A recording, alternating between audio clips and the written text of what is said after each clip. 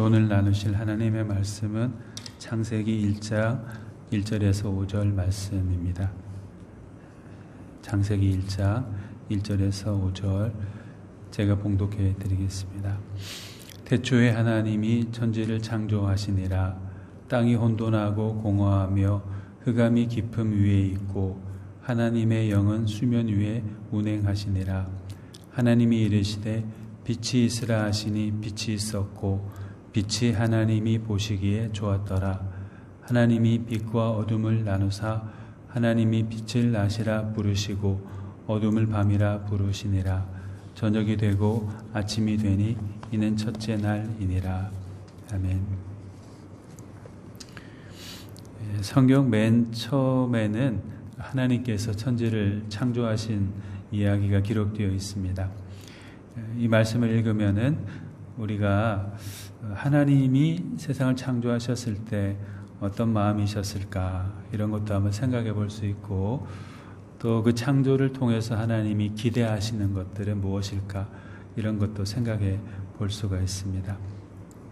특별히 이 말씀을 통해서 창조주 하나님이 우리에게 어떤 분으로 다가오시는지 한번 오늘 나눠보려고 합니다. 먼저 창조주 하나님은 세상 모든 것들의 선한 주인이시고 또 우리로 하여금 그것을 누리도록 허락하시는 그 자비로우신 아버지가 되신다고 성경은 말씀하고 있어요. 사람들 대부분은 자기의 소유에 대한 소유권을 주장합니다. 이것은 내 것이다. 내 피땀이 배어있는 내 것이기 때문에 내 허락 없이 누구도 이것을 마음대로 사용할 수 없다. 굳이 사용하기 원한다면은 그에 합당한 대가를 지불하라. 이런 식으로 말하곤 합니다.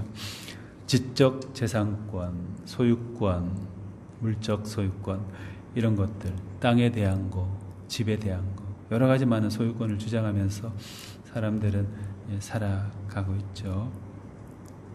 그런데 세상 모든 것들의 주인이신, 그것도 유일한 주인이신 하나님께서는 무엇이든지 간에 이것은 내 것이니까 너희는 함부로 그걸 만지지 마라.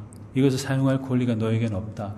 이렇게 금지하시고 가까이 하지 못하도록 막으시는 그런 분이 아니시죠. 하나님은 모든 것을 다 소유하시는 분이시지만 절대적인 권리를 가지고 계시는 그런 분이시지만은 누구든지 초청하셔서 당신의 것을 활용할 수 있도록 허락해 주시는 그 마치 자비로우신 아버지와도 같은 그런 분이라고 성경은 말씀하고 있어요.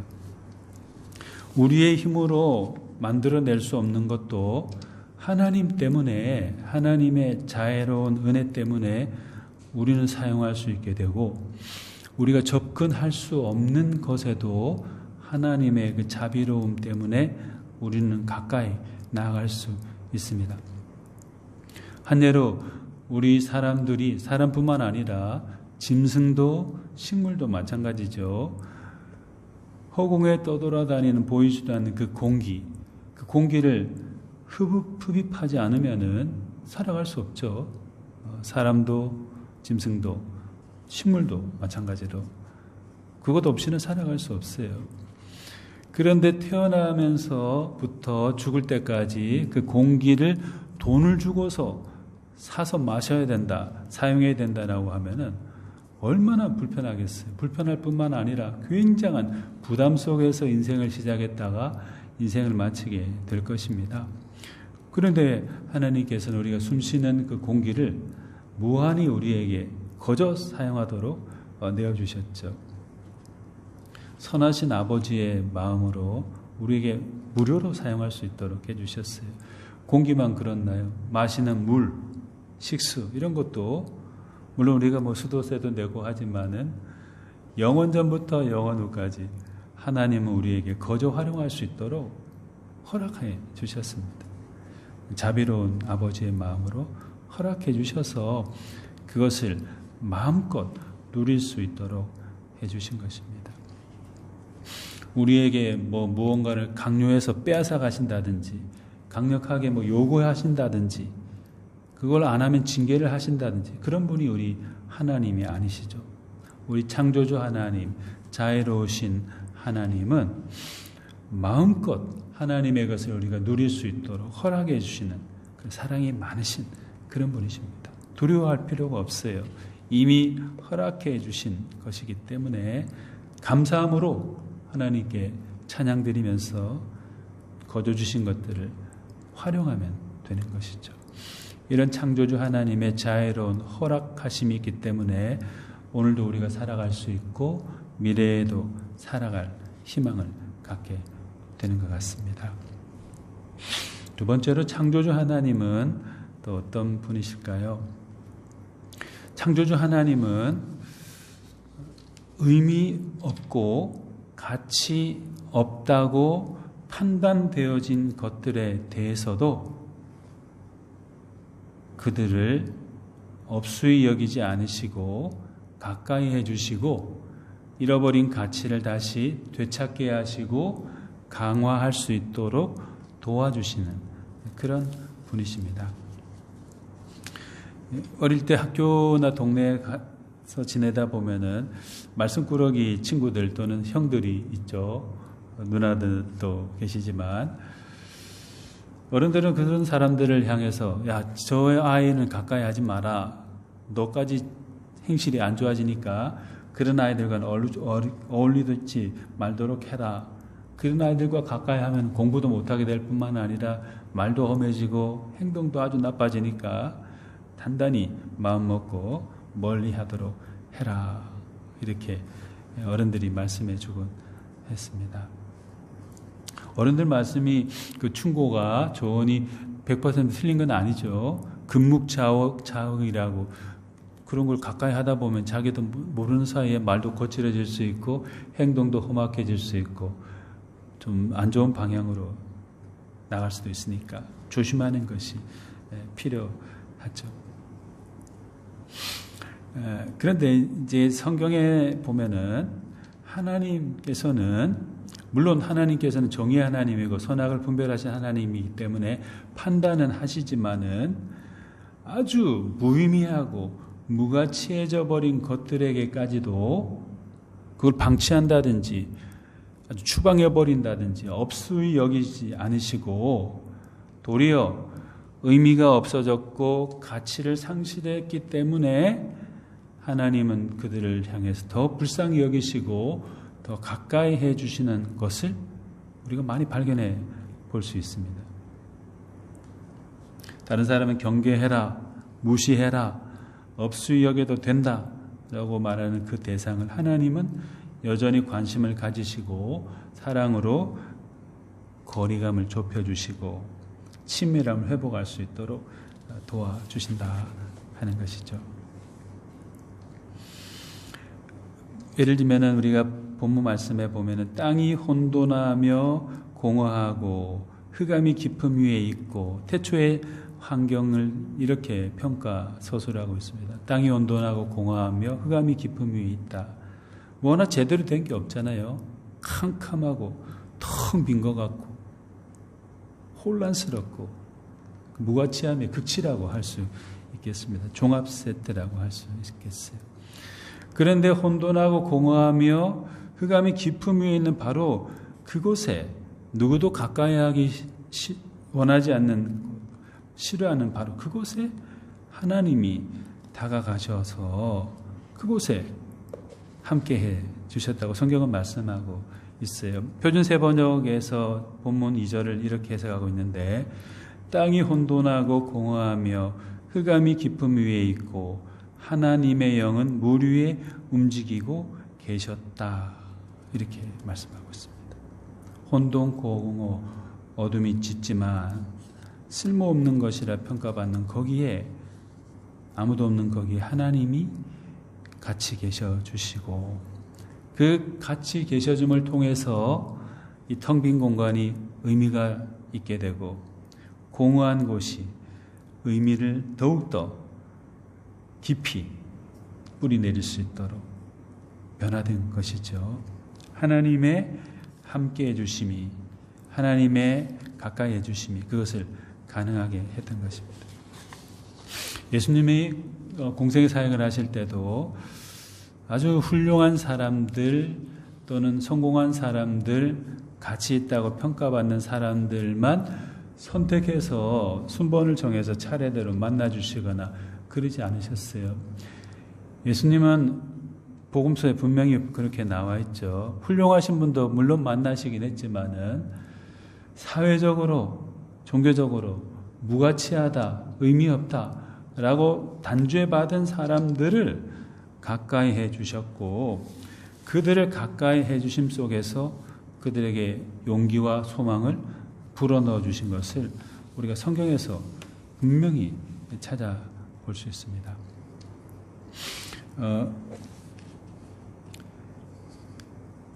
성경 말씀에 이런 부분이 있는데요. 예수께서 그곳을 떠나 지나시다가 마태라는 사람이 세관에 앉아 있는 것을 보시고 이르시되 나를 따르라 하시니 일어나 따르니라.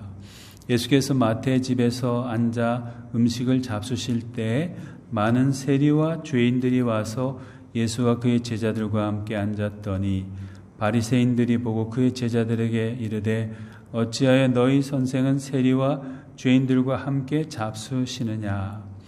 예수께서 들으시고 이르시되 건강한 자에게는 의사가 쓸데없고 병든 자에게라야 쓸데있느니라.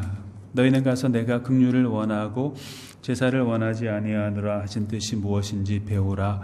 나는 의인을 부르러 온 것이 아니요 죄인을 부르러 왔노라. 예수님의 그 사역의 중점이 어디에 있었는가를 잘 말씀해주고 있죠. 사람들은 그 당시에 세리 별로 좋아하지 않았습니다. 자기들에게 돈을 착복해서 걷어가는 사람이라고 생각해가지고 세리를 별로 좋아하지 않았어요. 근데 세리 마태를 예수님은 길을 지나가시다가 그 사람이 앉아있는 것을 보고 대뜸 나를 따르라 하시면서 초청하셨어요. 가까이 해주신 거죠. 사람들은 가까이 하기 싫어하는 사람인데 그를 가까이 해주셨어요.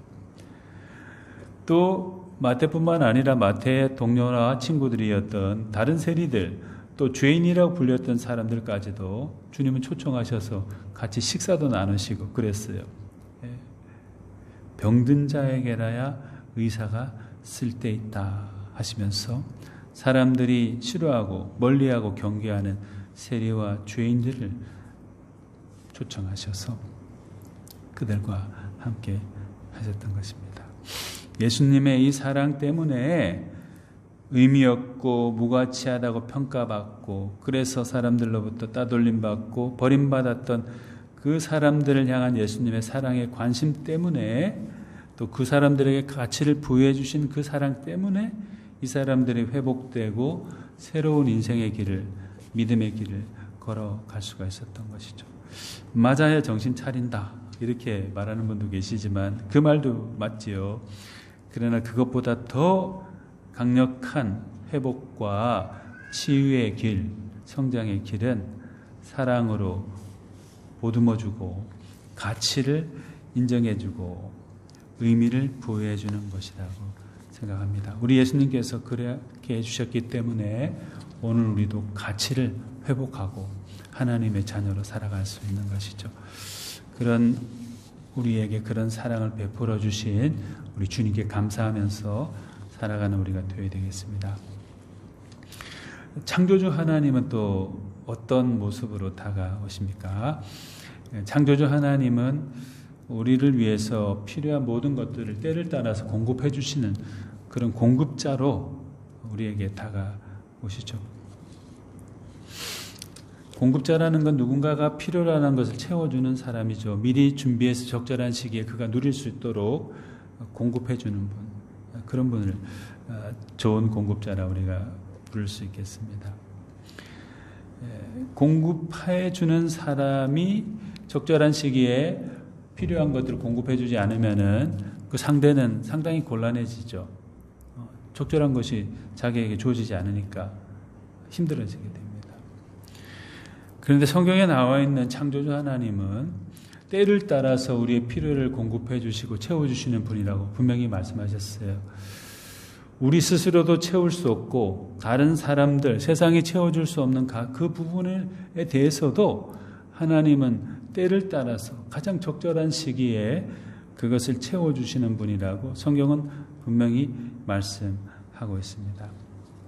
예를 들어 본문 3절에서 5절에 보면은 하나님이 이르시되 빛이 있으라 하시니 빛이 있었고 빛이 하나님의 보시기에 좋았더라.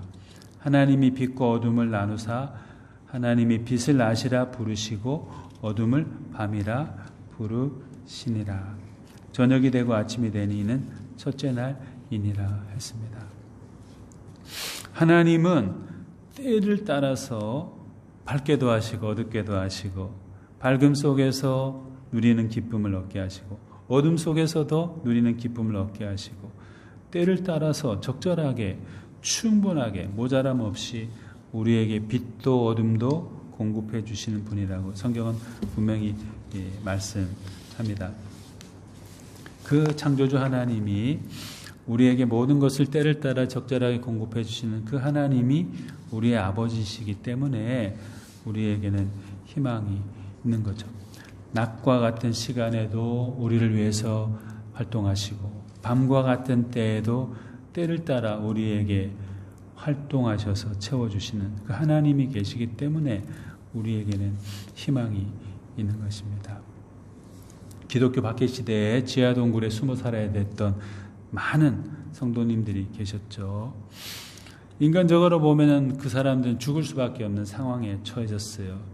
환영하는 사람도 없고 도리어 죽이려는 사람들만 가득 차 있는 그런 순간이니까 현실은 어둡고 캄캄했지만 그러나 그 지하동굴 속에서도 하나님은 그들 가운데 때를 따라 찾아오셨고 그들이 필요로 하는 것들을 적절하게 다 공급해 주셨습니다.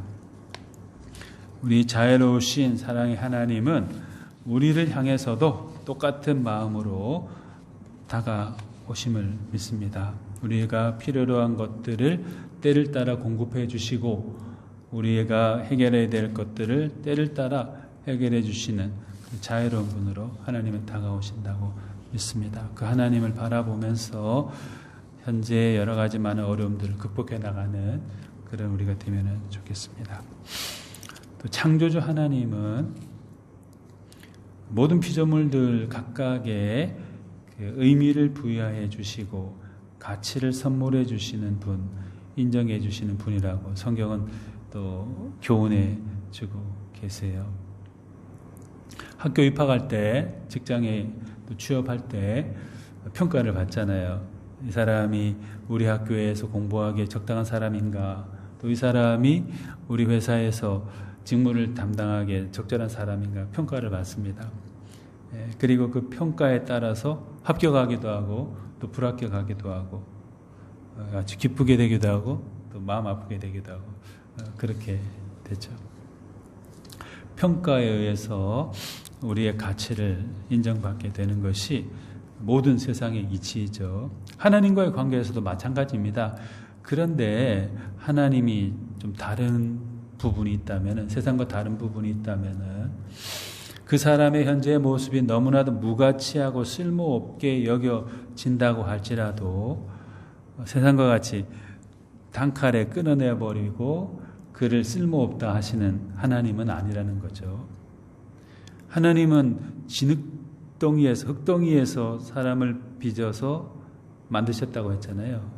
쓸모없는 무가치한 존재일 수도 있는데 하나님이 손수 빚으시어서 생명체로 만들어주시고 하나님의 일에 참여할 수 있도록까지 그를 세워주셨습니다. 그게 하나님의 사랑의 사역이시죠. 별거 아무것도 아닌 것들을 빚어 만드시고 그걸 보시고 말씀하시기를 보시기에 심히 좋았다. 하나님이 지으신 그 모든 것을 보시기에 심히 좋았다. 이렇게 주님이 말씀하셨습니다.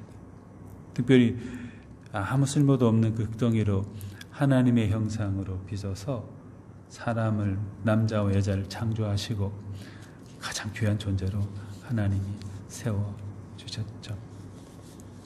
사람들의 평가 기준과 하나님의 평가의 기준은 엄연히 이렇게 다른 것입니다. 무가치하다 버려진 자리에서도 하나님은 우리를 찾아오셔서 우리에게 각각의 의미와 가치를 부여해 주시고 인정해 주시고 소망을 불어넣어 주시는 분이 바로 우리 하나님이라고 성경은 말씀하셨습니다. 우리 속에 갇혀있는 훼손되어 있는 하나님의 형상이 다시금 발현될 수 있도록 도와주시는 분이 바로 우리 하나님이다. 이렇게 창조주 하나님이라고 성경은 분명히 말씀하셨습니다. 부족한 가운데 있을 때 우리를 회복시켜 주시고 다시 빚어주시는 그 창조주 하나님을 기억하면서 힘과 용기를 얻는 우리가 다 되면 좋겠습니다. 마지막으로 창조주 하나님은 이런 면도 가지고 있습니다. 이제까지 말씀드린 네 가지는 우리에게 계속 베풀어 주시는 부분에서의 하나님의 모습이죠. 그런데 이렇게 우리에게 많은 것을 베풀어 주시는 하나님이시지만 또 하나님은 우리에게 기대하시는 것이 있죠. 하나님의 자녀들인 우리가 바른 생각과 믿음을 가지고 생육하고 번성하기를 원하시고 생육 번성해서 선한 영향력을 다른 사람들 세상에 끼치기를 원하는 분이 바로 우리 하나님이시죠.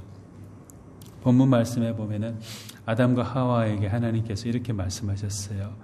하나님이 그들에게 복을 주시며 하나님이 그들에게 이르시되 생육하고 번성하여 땅에 충만하라. 땅을 정복하라.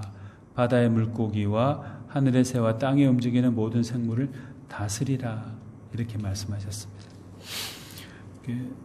충만하라. 생육하고 번성하여 충만하라. 정복하라. 이 말이 단순히 물리적으로 무리를 더 확장해 나가라. 이런 뜻만은 아닐 것입니다.